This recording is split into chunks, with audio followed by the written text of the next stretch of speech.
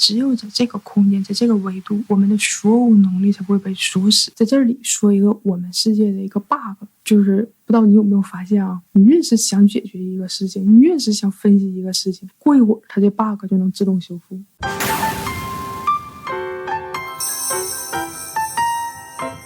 那谁你有没有想过，我们为什么会在这个世界，在这个三维的空间？其实我们是被故意放在这儿的。因为只有在这个空间，在这个维度，我们的所有能力才不会被锁死。假如你和你的好朋友面对面坐着，时间和空间上你们分别占据了一个意识点，两个点就产生了空间，折叠的空间被打开了，就产生了时间，也形成了分离的意识。我们去某个地点，我们拥有某样东西，当我们没能拥有我们特别想要的东西的时候，我们就会感觉到匮乏。我们都是独立的个体，对我们有利的事情叫做好事儿，对我们不好的人叫做恶人。拥有、没有、得到、失去、真假、好坏、对错、善恶，在三维世界都是二元极性对立的，这太正常了，正常到我们都没觉得有什么不对的。性别只分男女，上下只叫天地，而左右却没有名字，为什么会这样？就是想把我们锁死在这个三维的世界里，而我们越是聚焦关注于这个三维世界，关注在我们的感官体验上，我们就被锁得越死。说的简单，我不关注三维世界，不关注生活，你让我呀？开始确实是不好理解。我们用魔法打败魔法，用科学解释玄学。1905年，爱因斯坦提出了他著名的能量守恒方程式。别担心，我数学不好，特别简单，一共就3个东西。能量等于质量乘以光速的平方。你看到公式一般都会说啊，没有什么速度能超过光速。那么我们今天就来大胆的假设一下，如果万一假如它有个速度它就超过光速了呢，会怎么样呢？我们再看这公式，能量等于质量乘以光速的平方。如果这光速超额了爆表了，我们可不可以这么说，如果一个物体的速度超过了光速，那它将变为没有质量的纯能量，离开我们的三维世界。而光速就是物质转换形态的临界值，也可以叫光速锁。如果一个点到另一个点的移动它没有超过光速，那么它就会需要时间，这时间是可以被测量的。而一旦它的移动速度超过光速，这2个点之间将不存在时间、空间、距离、速度，物质转为能量。不太好理解啊！我们再上一个实验，反向给它推一下。科学家将2个光子结合起来，变为纠缠态，然后把这2个光子朝反方向发射出去，离得好远好远好远好远，一个在月球，一个在地球，然后影响其中一个光子，另一个光子在同时做出了反应。注意啊，同时，它的速度是超过了光速的10000倍，就是说这2个光子之间的影响联系是不受时间、空间、速度的限制。再一次证明，这个锁它就是光速，光速锁也就限制我们时间、空间、距离、速度，没有什么呀。它对我们的压制可以说是全方面的。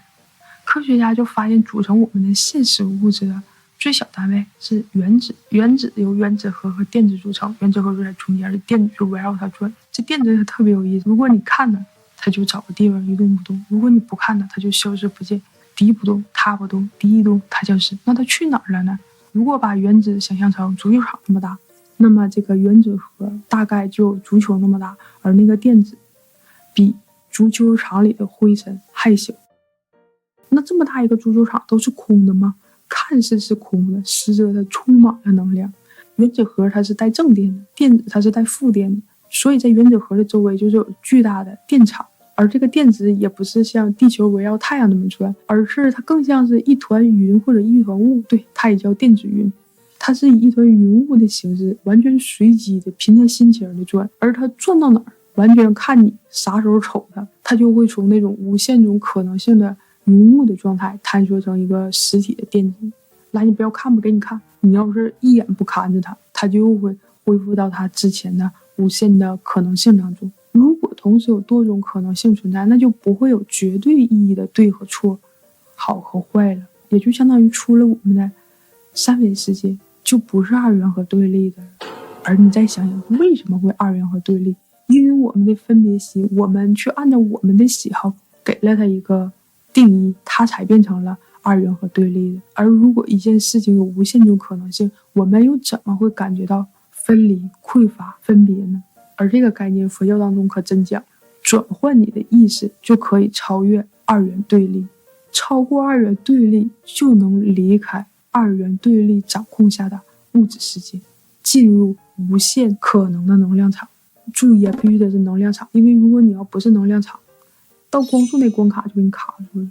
也对，我想从那无限能量场里带点东西回去能行吗？我从那无限能量场里拿了点能量，到光速那关卡它就会被卡掉，降速之后它就会变成物质，也就是说物质会分走能量。那我们的身体也是物质，它也会分走能量了。也对，我们得喂它吃饭，我们还得让它睡觉，还得保养它，它还给我们能量给分走了。这么一说，它太像小美人鱼的腿了。小美人鱼为了有双腿，把自己声带给嘎了。咱们为了这个身体，小美人鱼失去的仅仅是她的腿呀，我们失去的却是无限的可能性啊！当你出了车祸以后，那个时候你只不过是失了一条腿。子菱，他为你所割舍掉的爱情。你再看看孙悟空上天上去，他都是元神出窍。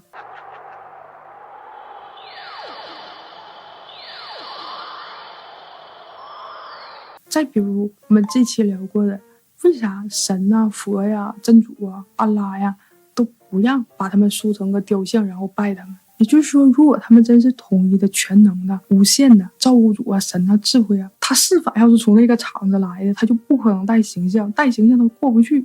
所以人给他塑个形象，那就相当于给人降级了，那人能干吗？你再看《金刚经》当中，不可以以身相见如来，若见诸相非相即见如来。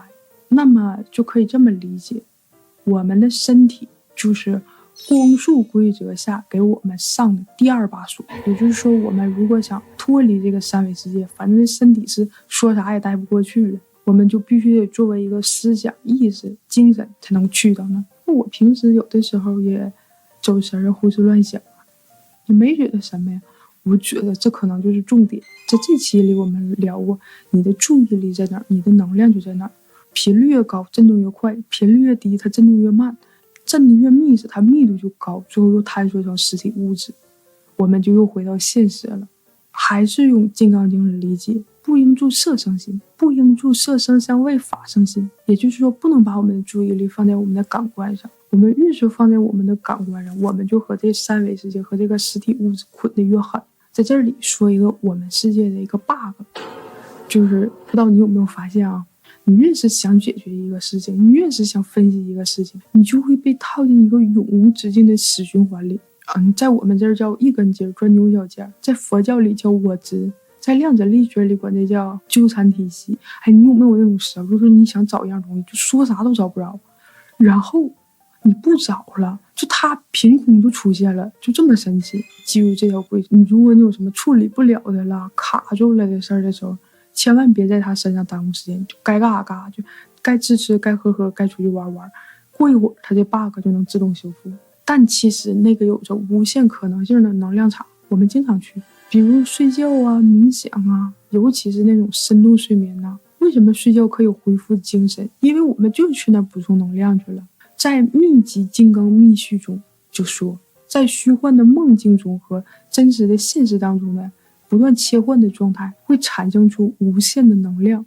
那么也就是说，如果我带着一个问题、一个心愿去冥想、去睡觉，如果我真到了那个无限可能的能量场了，据说你只要到那儿了，和你匹配的能量会自动的找到你。而至于可不可以以清醒的状态去到无限的能量场里，那是进阶课程。